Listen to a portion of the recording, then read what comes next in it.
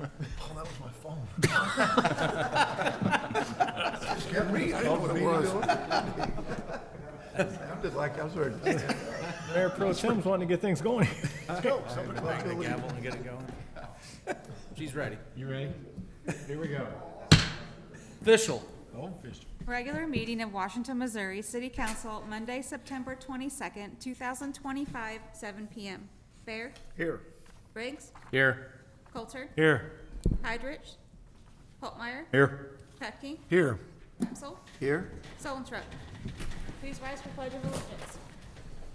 pledge allegiance to the flag of the United States of America and to the republic for which it stands, one nation, under God, indivisible, with liberty and justice for all.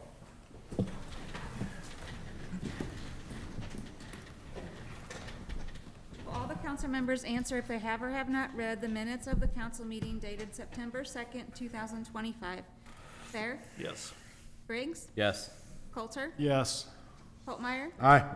Petke, Yes. Hepsel. Yes. Motion to approve. Second. Motion by Barrett, second by Packey to approve. All those in favor say aye. Aye. Motion passes. Approval and adjustment of agenda, including consent agenda. You have a final payment request for Fifth Street Corridor Study. Make a motion. Second. Got a motion and a second. Thanks, Aaron. I'm sorry, who made the first? Great report. Who did the second?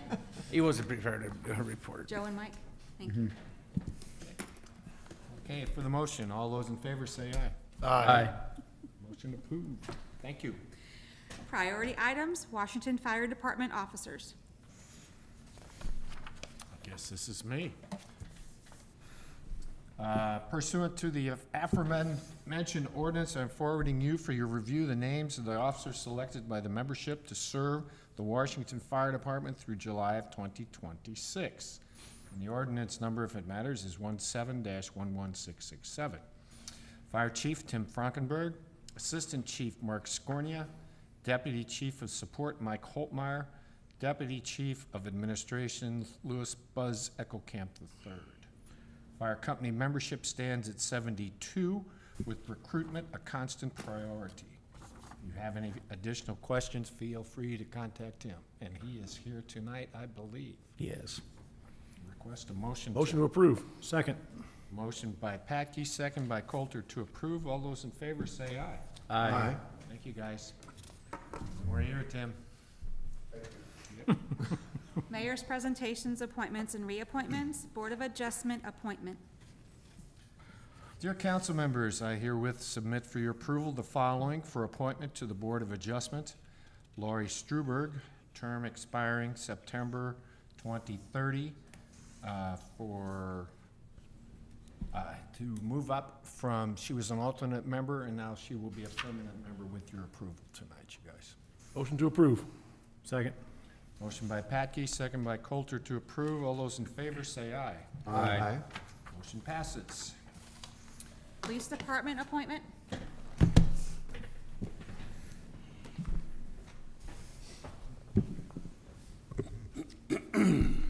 Good evening, council. I'd like to introduce a young man to you this evening, Patrick Martin. I'm bringing forth for appointment for a full-time police officer. As always, been well vetted. We go through a process for that. He did well, interviewed well, so there you go. Motion to approve. Second. Motion by Patke, second by Coulter. All those in favor say aye. Aye. Welcome to the force, Patrick. Welcome.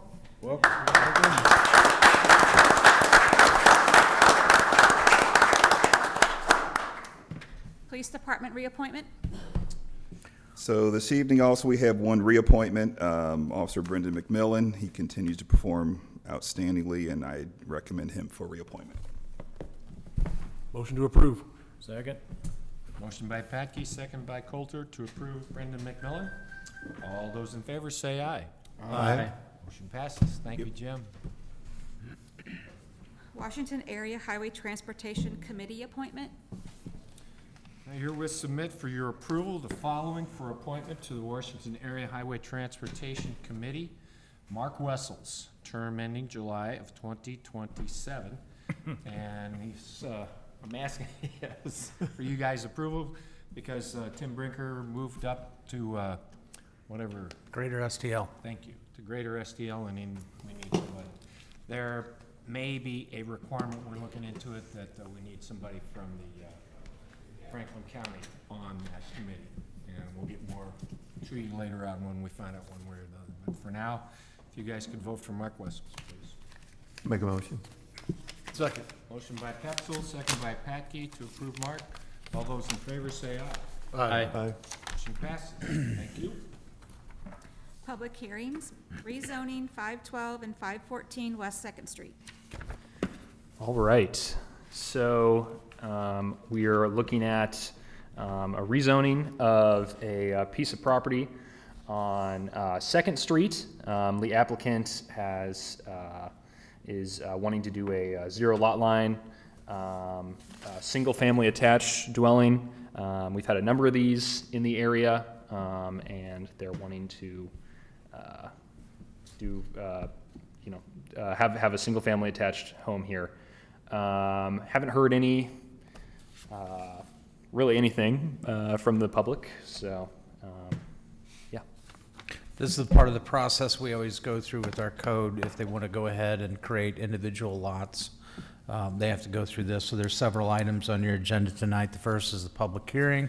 Later, you'll have a preliminary plat, a final plat, and then an ordinance to rezone the property. Questions? Open it up on the floor. This is a public hearing, everyone, so if anyone would like to speak about the rezoning of 512 and 514 West Second, now's your chance. Okay? Make motion, send it on. By Holtmeyer, send it on. Except into the Second. minutes. Second in the minutes. Okay. All those in favor say aye. Aye. Opposed? Motion passes. Sorry, who made the second? Thank you. Fiscal year 2025-2026 budget of the City of Washington, Missouri. Tonight's your regular scheduled hearing for our budget. As you know, we had a couple of workshops and gave you some highlights of the 2025-2026 budget. I won't read into all of those comments that we have in the past, but I will give you some idea that we're looking at Phase 2 of the McGrath salary study for the employees. This is the second phase of that. We couldn't implement that within one budget year last year, so we had to do it in phases. This would be the second and final phase. We're proposing an increase of 1.5% revenue on sales tax. It's a little bit more conservative than what we have in the past. Last year, we did estimate, and it's a fun fact for you, Tammy just got the numbers in for both your sales tax and the use tax for the year. For the closeout of 24-25, we had budgeted 2%, and within your packets, you don't have a completed report yet, but the final number is 3.1%. So we did finish stronger than the 2%, which is good. As well as the use tax, we had budgeted 5% last year increase, and we actually ended at 12.4%. So last month came in pretty strong, so that really pushed that number up. But we are looking at a conservative estimate for this year's budget due to some other external factors, if you will, with a 1.5% increase on revenue, and then looking at another 5% for the use tax. Rest of it, I'm here if you have any other questions. That's the highlights of the general fund. There's some more highlights, but we got we've got I think the report at your desk there, so you can take a look at it. Local use tax fund, the water fund, wastewater, solid waste, capital improvement, and transportation sales tax and marijuana tax. So enter any questions if you have any.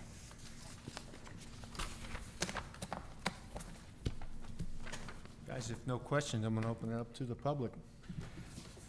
Okay. Again, this is a public hearing, folks. Now is the time to speak about the budget. City tells its citizens what's important by our budgeting process. So this document's a pretty big deal, and it took a lot of hard work from staff. Thank you, Tammy. She was ahead of it. Make a motion, moving on. Well, open up, see if anybody's got any questions, if anybody does. Nobody's questioning the budget. All right. Okay, great. Joe? Make a motion, moving on. Motion by Holtmeyer, second by Patke to move it on. All those in favor say aye. Aye. Opposed? Motion passes. An ordinance approving the budget of the city of Washington, Franklin County, Missouri for fiscal year 2025, 2026. Holtmeyer. Introduced by Holtmeyer. Okay, guys, any other questions, comments? Let's vote, Sherry, please. An ordinance approving the budget of the city of Washington, Franklin County, Missouri for fiscal year 2025, 2026. Holtmeyer, Aye. Thayer, Yes. Patke, Yes. Briggs, Yes. Coulter, Yes. Pepsel, Yes. Solentrop. Yes. By your vote, ordinance 3C, the budget is approved. And I'd like to, just, the mayor's mentioned something or whatever, but I would like to go ahead and mention Tammy's staff did an excellent job working with our department heads. A lot of work gets done by the department heads to put these numbers together for you. That's not just department heads, there's other people within those departments that help as well in the budgeting process, but, you know, Tammy and her staff make it a lot easier for the staff to go ahead to put these numbers together and get this prepared for you. So, thank you for her staff and Tammy herself and the rest of the department heads, so. Citizens' comments? Okay. Hi, Harvey. Please come up, state your name. My name is Harvey Mendez. I live on 221 Fair Street here in town. Jim McNeve, 1 Market Street here in town. So first of all, good evening, everybody. So myself, I'm first vice commander over at the American Legion, with Jim being the commander this year. So I talked to Mayor Doug Hagedorn about us proposing a parade next year, celebrating the 250th anniversary of our country.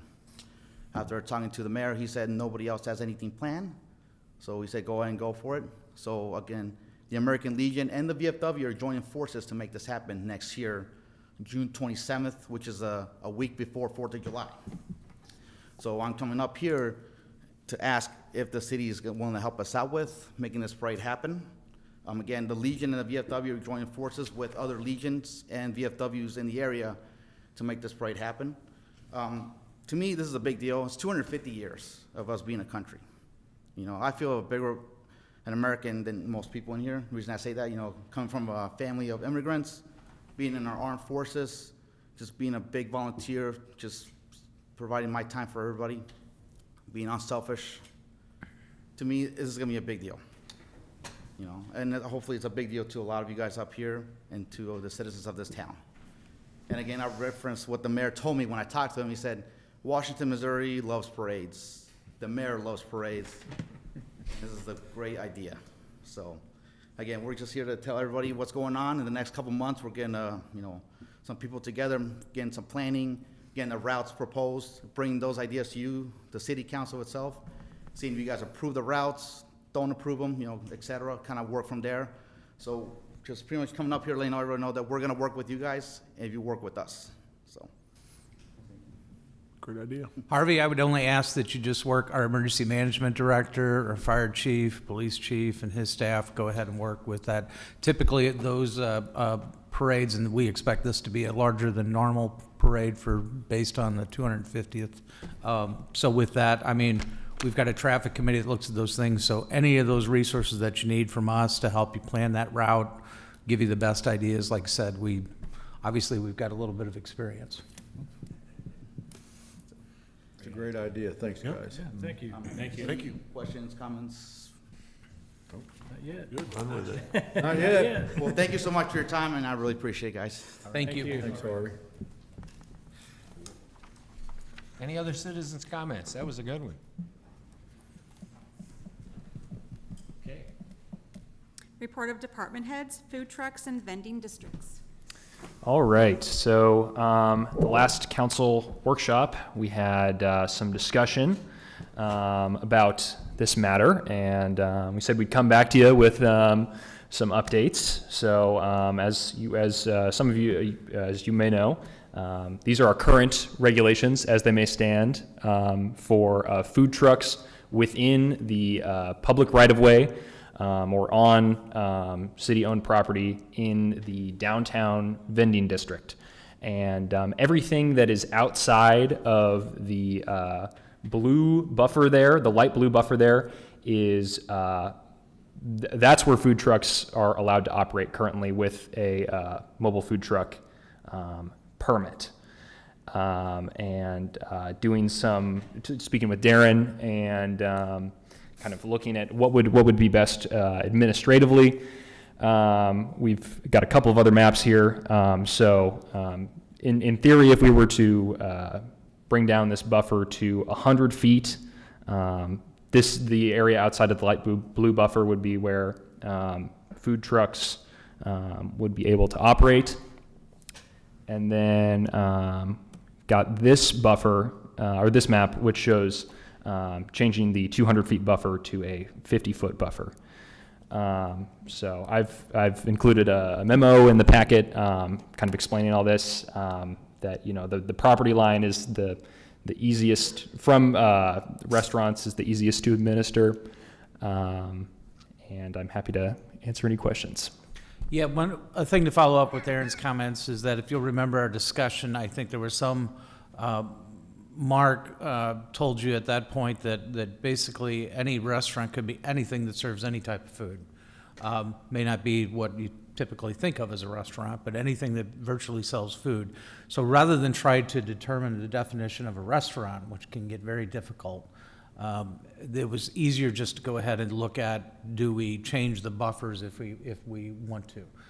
This you can go ahead and measure, and once we have a map like this, we can make it easily available to the police department. So in events where they're being asked to go ahead and check on something, that it's a lot easier for them to do that rather than asking officers to determine whether or not something is a restaurant or not. And I think those were the two key items that we tried to take a look at, but we just wanted you to see these maps to show how it's reflected with 50, 100, and what it currently reads, which is 200. Yeah, and if the council has an opinion on, you know, whether like the 50 or 100 better, or, you know, want to discuss anything else, we'd be happy to draft something and put that before you in a couple weeks here. Yeah, tonight's just a discussion. We just wanted to show you those maps.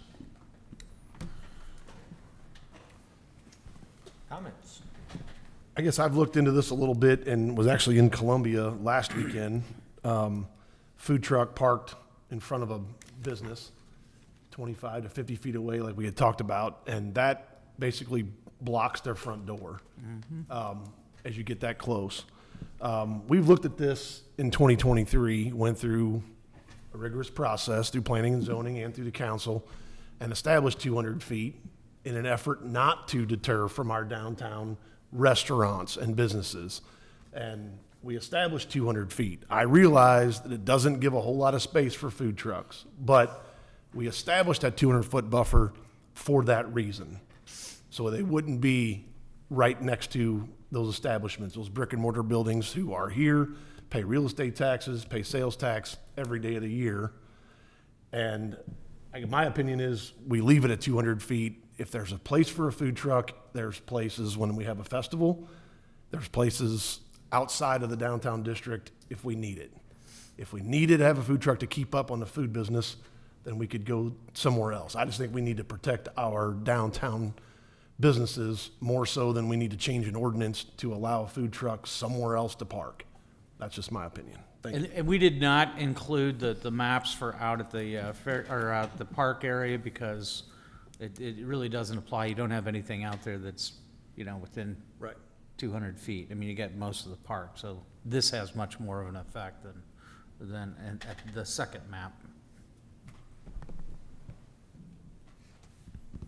Other comments, guys?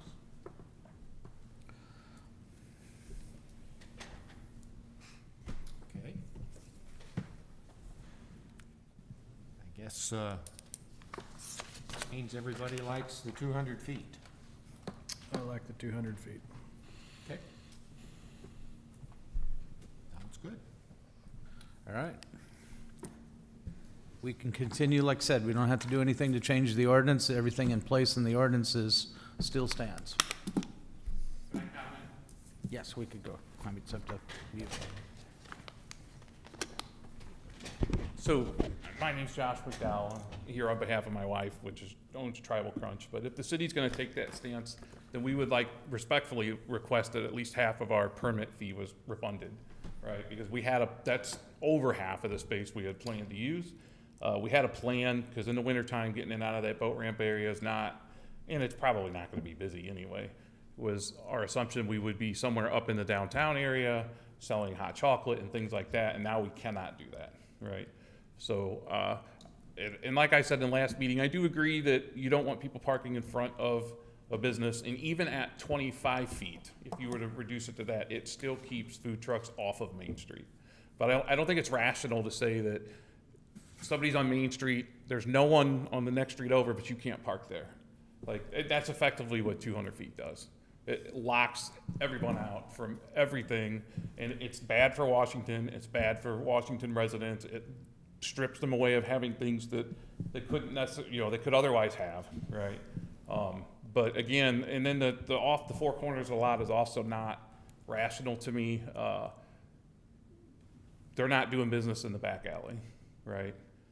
They're doing business out at their front door. And a lot of places, or at least the few that I've looked at, have adopted a rule that says so many feet from the main entrance of the building, right? Wherever their customers are coming and going from. I think that's rational, and I think that's reasonable, and I do agree that you don't want food trucks parked directly in front of someone's building. That couldn't happen even with a 25-foot rule in downtown Washington, because there's just not enough space, period. So even in the few instances where you might say, well, you could probably squeeze in there, no, you're not. It just isn't gonna happen. But an example is, my wife was invited to an event this weekend, and I heard someone, I don't remember who it was, mention that if they have festivals or other things, was that you? Yep. We can't go.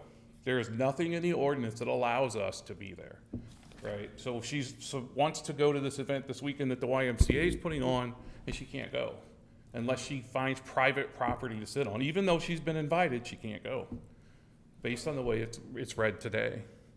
I thought if they were invited to private property, they could have their food truck on that property. No, she was invited to the event, right? And the event is down by, is it 1869 Tavern? Does that sound right? Something like that? Draft room? It's a city-owned parking lot that the event's taking place on. Oh, so that's why. It's a city-owned parking lot.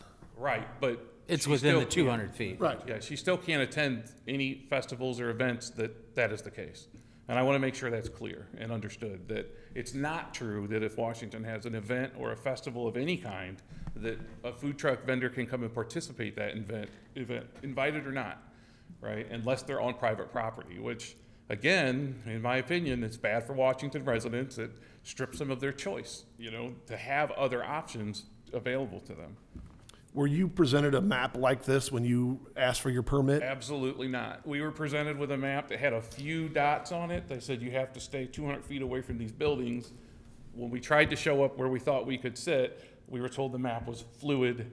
And I said, no, that's not what we were told. And then we were presented later with a map similar to this, and that's when we looked at each other and said, what are we doing? Like, this is not an option here. We're spending a crazy amount of money on taxes, insurance, that Washington demands of us, right?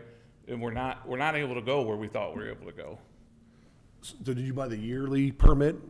Is that right? I believe she. You can paid buy a up yearly through- or a quarterly. I think she did quarterly, but paid up through the end of the year. Do you know what you paid that quarterly is? I It's don't. $12.50 a quarter, I think. $1,250 a quarter. Okay. But we pay, like I said, it's not just the permits, it's the insurance requirements, all of it. We did all that with the expectation that we could make money, and we've been stripped of that expectation now. So it's kind of a tough situation for us as well. One thing they can do, it's up to the event organizer. So if downtown Washington is holding an event, for example, I mean, if you all know the Barbecue and Blues Fest, I keep pointing to that as an example.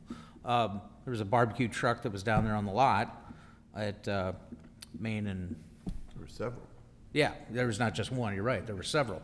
But if you're part of an event like that, yes. I mean, that's up to the vendor to go to that event organizer and see if they can go ahead and locate within there. Now, sometimes the event organizer may pick and choose who they want to go ahead and have in there because They're gonna get hit up with a lot of service organizations that wanna go ahead and sell stuff as well. They don't want too much crowd. I mean, they've only got so much space, and that's up to them. But those are allowed within these areas, because during those events. So are you saying that the YMCA could go to the city of Washington and say, we want this vendor here, and then we would be allowed? I think they would have to go ahead and hold an event that if they paid the insurance for it and covered a lot of all the other things that like, for example, downtown Washington does for the city, yes, they could go ahead and say, we would like to go ahead and use. Now, we've had to sit there and take a look at whether or not we want to go ahead and rent some of these parking lots, because in the past, we've had people approach us about it. But keep in mind, I'm going to pick on the one that you talked about, just use that specific parking lot. That's between the draft room and Front and Oak, and you got other businesses that use it as well. I think you still have parking there for Amtrak customers, or, if they want to go ahead and utilize it. If you rent that off to somebody else and then they fill it up with a bunch of vendors, I would imagine you're gonna hear a lot back from where they're gonna park for all of those businesses. So that's been a concern. In the past, it wasn't, but we've had people that wanted to approach city and say, hey, we'd like to go ahead and rent the parking lot or take over the parking lot. Well, that was great maybe when we didn't have the demand for parking, but now we do. So that's a side issue of what you're coming up with. But if they would come to us and say that they wanted to hold an annual event and they wanted to go ahead and hold it at this, a certain location, yes, if they got us the insurance and all that stuff, you could go ahead and do that. And typically, the vendors that are in there are less than, we've got an ordinance here later for you too, are less than 10 times a year. That's it. We don't have like ongoing, like every weekend and stuff. This was intended for those that wanted to go ahead and locate out, regardless of whether or not there was a festival. They just wanted to locate in downtown Washington someplace, and they could locate their, whatever they bought the license for, whether quarterly or annually, and they could go there every day, in theory, if they wanted to. So your answer's still not clear to me, though. We have $2 million, $4 million insurance per the city of Washington, something to that effect. I may be not dead accurate on those numbers, but I know it's way out there in space. So we have all the insurance we need to make sure, and we're indemnified to Washington as required. I don't understand why we would need more insurance to be down there, but I just need a yes or a no. If this race that the YMCA, I think they do put it on annually, but I'm not sure. If they reach out to you tomorrow and say, hey, we want them to be here, can we be there? I don't know that they've reached out to the city to ask to rent the space there for that event. I don't think they've asked to go ahead and occupy, This is for some kind of example, a big parking lot. race. Well, I don't, I'd have to check with our Parks Department and see. Sure. Yeah, I don't know. I'm kind of at a 30,000-foot view on this particular thing because I know for example, the Landing used to have a 5K run there for a while, and they would do, but I don't know that they would necessarily take over. They might have taken over that parking lot, but that's when it became an issue too, of them taking, or when they wanted to go ahead, for example, and use it for parking for Chiefs games and stuff. And it's like, if they take away that parking space, well, then that leaves all your other businesses downtown, where they're gonna have their customers park. But what he's talking about, I don't know if that's an annual event that they rent something from us to go ahead. If they rent something from the city and they rent a parking lot or they rent space that we will allow them to go ahead and rent, yes, then you can park on that space. okay.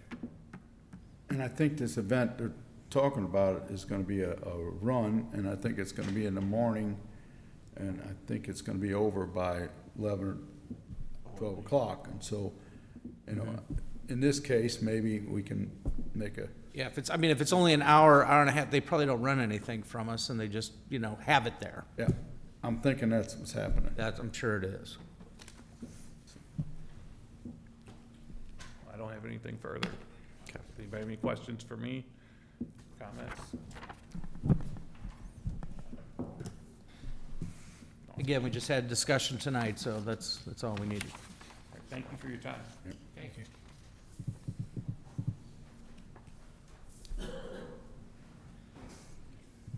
Ordinances and resolutions, and ordinance amending section 605.050 of the Code of the City of Washington, Missouri. Hopemar. Introduced by Holtmeyer. Okay. You want to cover it, or you want, Does it matter? go ahead. Okay.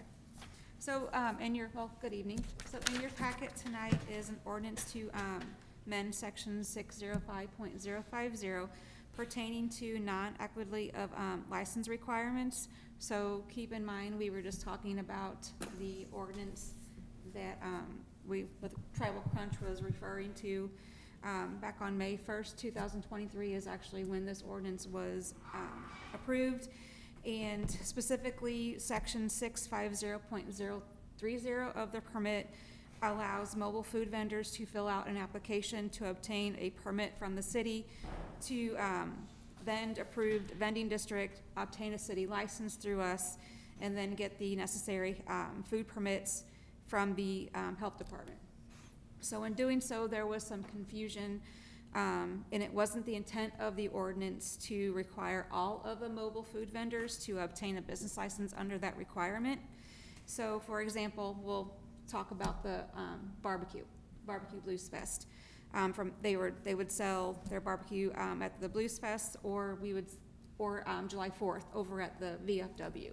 Yeah, those are just two examples of where we've had some food trucks that wanted to go ahead and locate. Well, obviously, would they do it for the festivals or whatever, like we mentioned earlier, but this they would still have to go ahead and get the stand permit, you know, that we still require. As Sherry said, they'd still have to go ahead and get their health permit.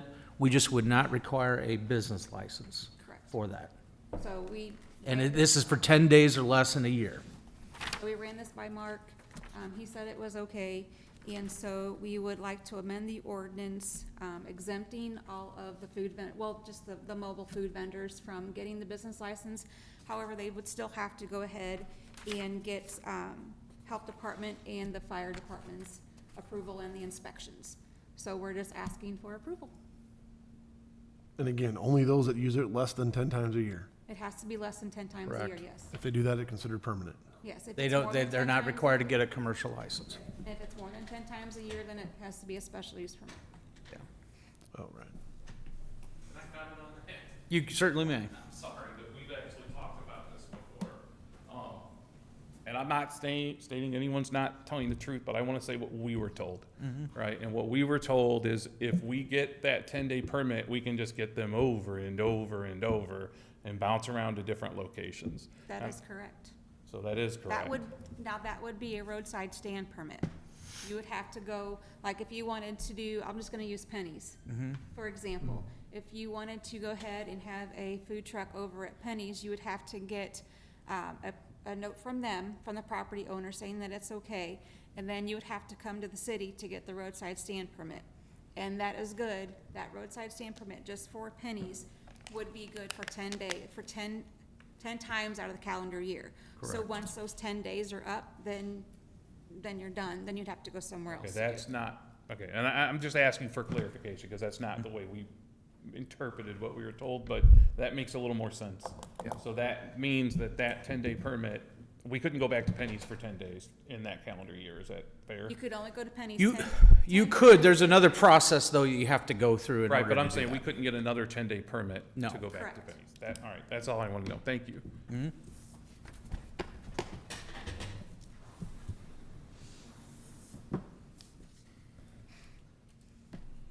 Any further discussion or questions? Okay, hearing that, second reading. An ordinance amending sections 605.050 of the Code of the City of Washington, Missouri. Holtmeyer, Aye. Bear, Yes. Patke, Yes. Briggs, Yes. Coulter, Yes. Hepsel, Yes. Tolentrup. Yes. By your vote, ordinance 7A passes. B, please. An ordinance authorizing and directing the execution of an easement deed by and between the City of Washington, Missouri and ELS Properties. Fair. Introduced by Bear. Good evening, council. This is a temporary construction easement for the water quality, the retro basin fit projects that we have. This is for the one off of 8th and Jefferson there. Again, just a temporary construction easement so we can get that project going.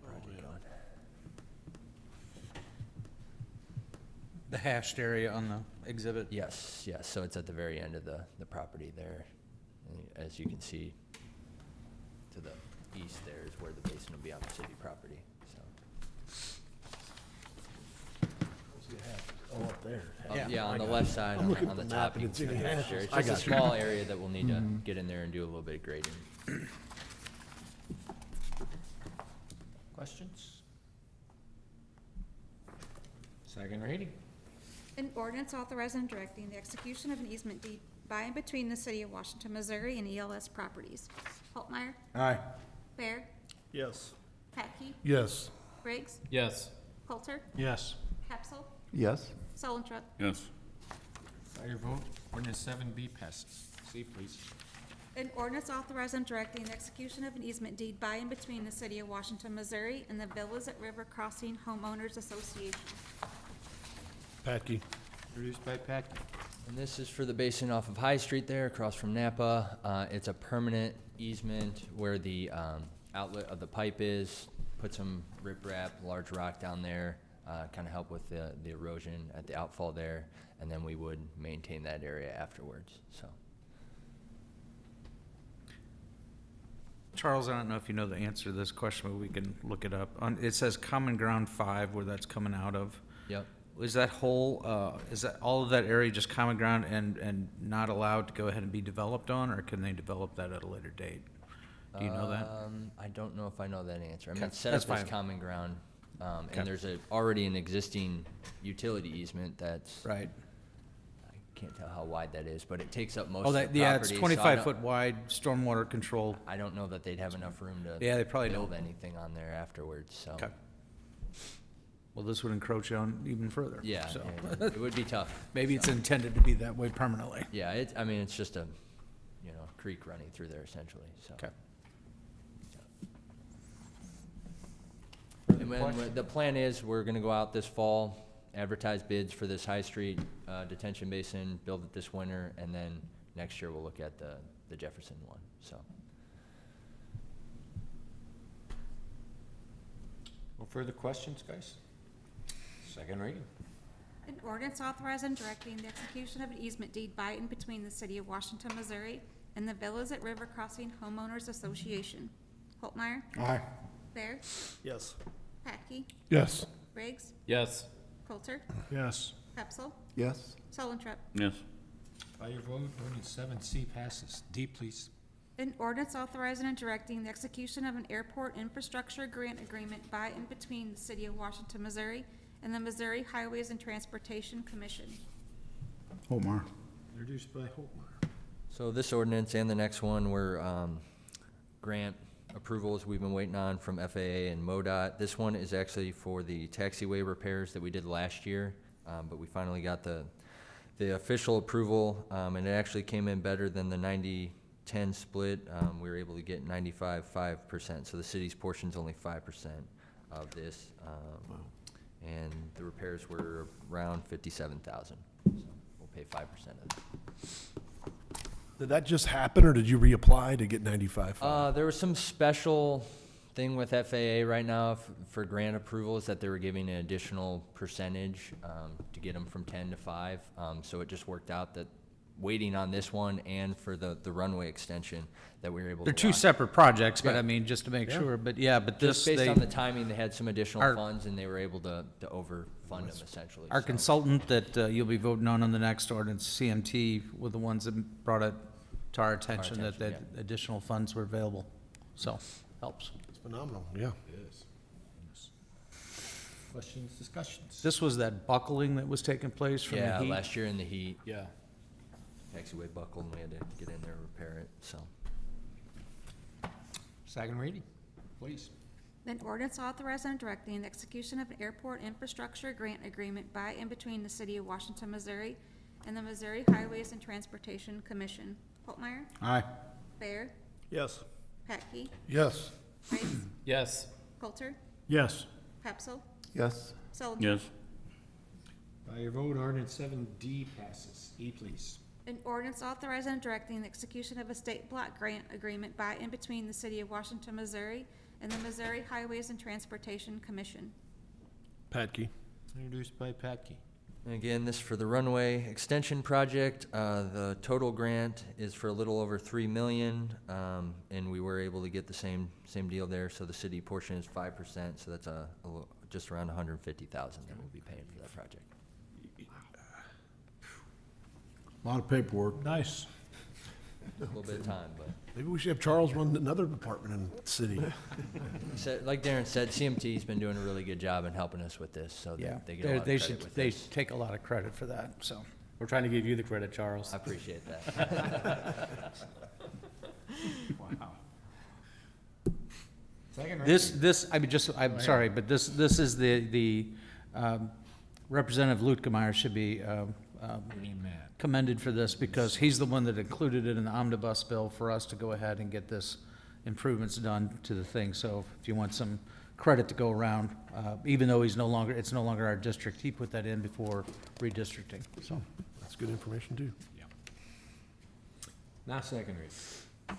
An ordinance authorizing and directing the execution of a state block grant agreement by and between the City of Washington, Missouri and the Missouri Highways and Transportation Commission. Holtmeyer. Aye.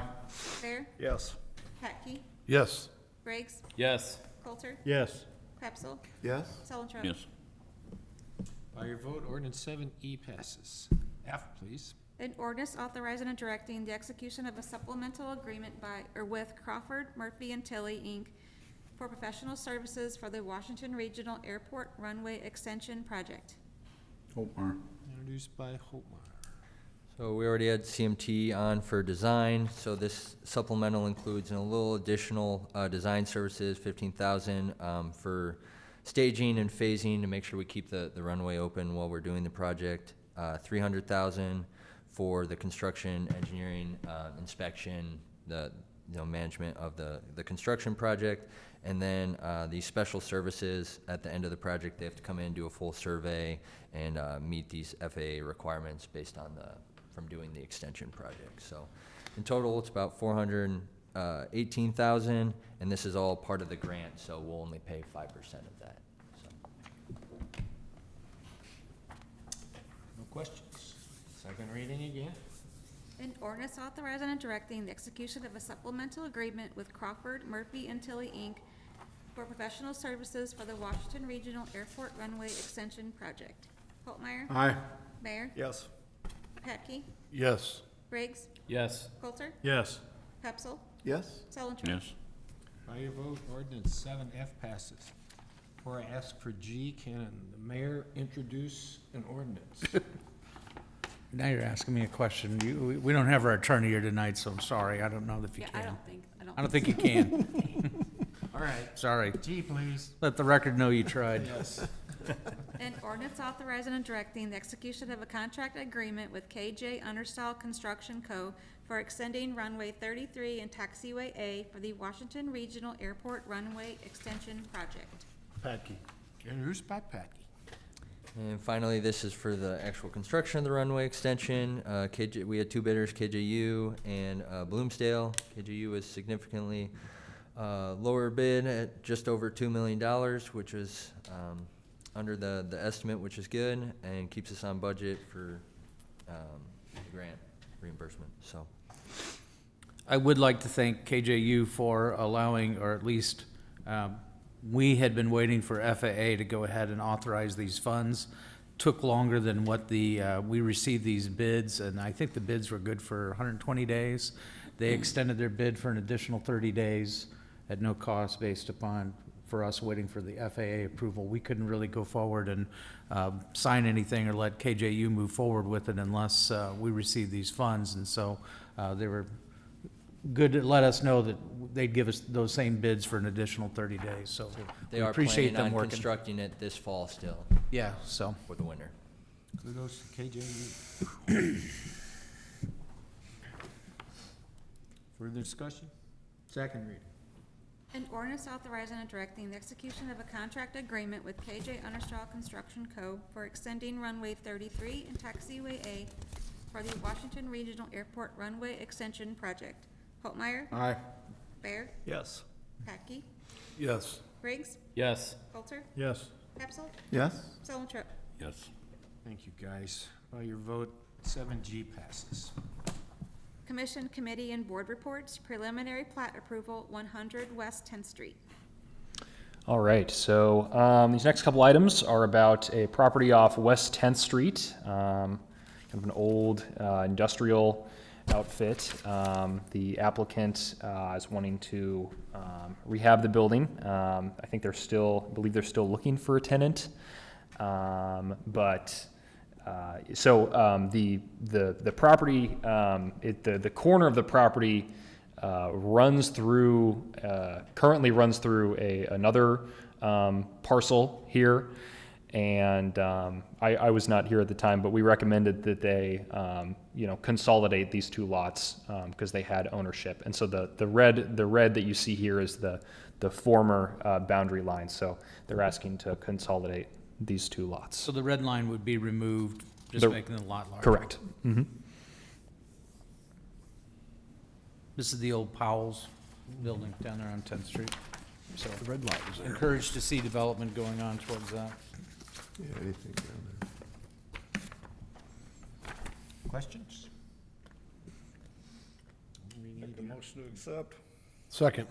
Motion by Bear, second by Patke to accept. All those in favor say aye. Aye. Opposed? Motion passes. B, please. An ordinance approving 100 West 10th Street consolidation plat in the city of Washington, Franklin County, Missouri. Bear. Introduced by Bear. Yeah, same deal here, just consolidating the lots. More questions? Okay, second reading. An ordinance approving 100 West 10th Street consolidation plat in the city of Washington, Franklin County, Missouri.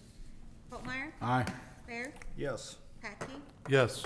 Briggs? Yes. Coulter? Yes. Pepsel? Yes. Selentrop? By your vote, ordinance 8B passes. C, please. Preliminary plat approval, 512 and 514 West 2nd Street. Well, I think this one's still, is this one still working? oh yeah, okay. They can see that. You guys can see it. All right, good.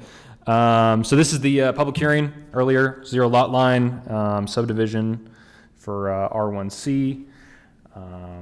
That's the structure there in the process of building. So, yeah. Any questions? This is just the preliminary plat. The following ordinances will be the final plat, and then the last ordinance will be the actual rezoning of the property. Yes. Thank you for the clarification. Make a motion. Second. Motion by Briggs, second by Coulter. All those in favor say aye. Aye. 8C passes by your vote. D, please. An ordinance approving the final plat of Winters Brothers subdivision Plat 2 in the city of Washington, Franklin County, Missouri. Holtmar. Introduced by Holtmeyer. You can see the plat here. Further discussion? Second reading. An ordinance approving the final plat of Winters Brothers subdivision Plat 2 in the city of Washington, Franklin County, Missouri. Holtmeyer? Aye. Bear? Yes. Patke? Yes. Briggs? Yes. Coulter? Yes. Pepsel? Yes. Selentrop? Yes. By your vote, 8D passes. E, please. An ordinance rezoning 512 and 514 West 2nd Street from R2O two-family residential overlay to R1C single-family attached residential in the city of Washington, Franklin County, Missouri. Briggs. Introduced by Briggs. So we've seen, as I mentioning earlier, we've seen some other rezonings in the area to R1C, similar properties to this one. This one's a new build, but some duplexes turning into single-family attached. So, yeah. Further discussion? Second reading. An ordinance rezoning 512 and 514 West 2nd Street from R2O two-family residential overlay to R1C single-family attached residential in the city of Washington, Franklin County, Missouri. Holtmeyer? Aye. Bear? Yes. Patke? Yes. Briggs? Yes. Coulter? Yes. Pepsel? Yes. Selentrop? Yes. By your vote, ordinance 8E passes. Mayor's report? I don't want to be too windy, you guys, but we had MML last week, which is a convention for all of you out in the audience, where we get to talk to mayors, city administrators, board members from other cities. And it's, the more times I attend that convention, the more I learn how good we have it here in Washington. Darren and I met with one of the cities in our area today. They were describing what they have to go through. And again, it just makes me feel, gosh, how lucky we are. Just tonight, the runway extension, for me, that is really close to my heart.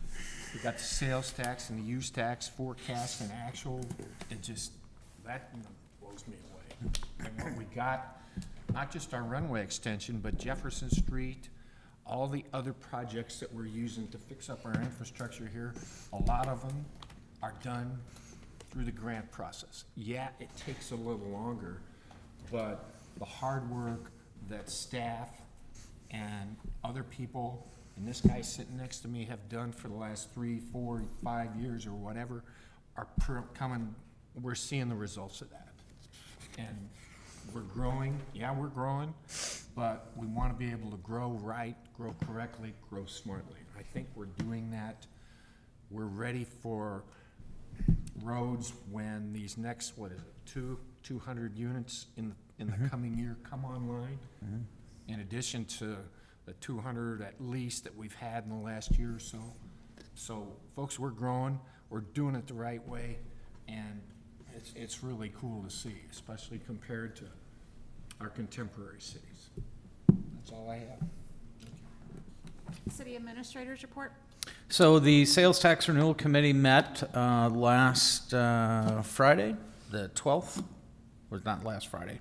Yes. 2 Fridays. Was it the 19th or the 12th? Oh, I'm sorry, it was the 12th. It was 12th. It was a couple weeks ago. But anyway, they had asked to see if there was a way that a couple of the sports committees, the Washington Youth Sports Association, the Washington Soccer Academy, and possibly even some improvements over there by the Cole Miller House that's on our park ground, to see if there were some of those needs that could be consolidated. And so they wanted to see if they could take a look at that, and the committee could review that again. So they did turn that meeting around. We had to do it fairly quick. And so we do have a meeting on Wednesday at 9 o'clock here. For those of you, anyone, those meetings are open to the public, but the committee will be taking a look at what, if any, consolidation maybe those 2 sports groups can do up there by the Lakeview ball fields. I do know the Soccer Academy is more interested in, the biggest interest they have is turfing the field. Washington Youth Sports Association would like to go ahead and put in a new concession stand, areas for storage and stuff like that down there below or in between the ball fields, but just seeing anything else that they could go ahead and combine. So they'll give a report on that. We'll also get a revised report from the chamber looking at a building that they still would like to put on the fairgrounds, regardless of whether the senior center would be located in that as well. They still have a need and feel that they wanted to go ahead and present that as well. And then after that, we will have then hopefully more of a cost estimate for all of the projects that have been presented so far to the Sales Tax Renewal Committee. We will send out a table basically, or a spreadsheet, if you will, of all those projects, how much money they would like to spend, each one of the committee members, how much they would like to spend on each one of those projects, whether they funded 100%, do it 50%, or some anywhere in between. And then, but the trick is they have to total up 25 million, because that's what you have anticipated with the sales tax for capital improvement over the next 8 years. Right now, you probably have closer to 34 million in once, so there's going to have to be some cutting that's done. Once that's been put in place, we will go ahead and have that list available, and then their goal was they wanted to have an open house for the general public, anybody that wanted to comment on it. So October the 20th, prior to your second meeting in October on a Monday, we'll have an open house here in the council chambers from 5:30, probably up close to the time you guys have your meeting that night, and the general public can come in and make comments on those or any, and the sales tax renewal committee will be on there. Obviously, the council's more than welcome to go ahead. Again, that's generally open to the public. So, just giving you an update on the sales tax renewal committee and where they were. The last meeting, we did focus a lot on transportation sales tax, and talked about what would be done with that for over a 20-year window from 2030 to 2050. And I think we got a lot of questions answered, and that's banking on Highway 47 improvements to be completed yet between now and 2030. Primarily, I think, the goal is 2028 is what MoDOT's looking at. So that's still on track. And then the mayor, as we discussed, or he alluded to with our meeting with one of the cities, we've talked with at least 2 different cities within Franklin County to try to get a handle on whether or not they're going to submit an STP grant. So far, the answer's been no. And these are 2 cities that are not on the Highway 47 corridor. So, and typically, I don't want to say typically, they don't do it every year, but maybe every other year or something where they do submit an application. But both of those cities indicated that they do not intend on doing it in '26, which helps us, because in order for us to get the lion's share of that federal funding of that other match on 47, we have to be the only application that goes out of Franklin County. So that's all I have. Council comments?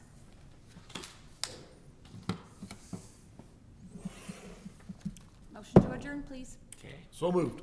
Second. Motion by Packey, second by Briggs. All those in favor say aye. Aye. We're done.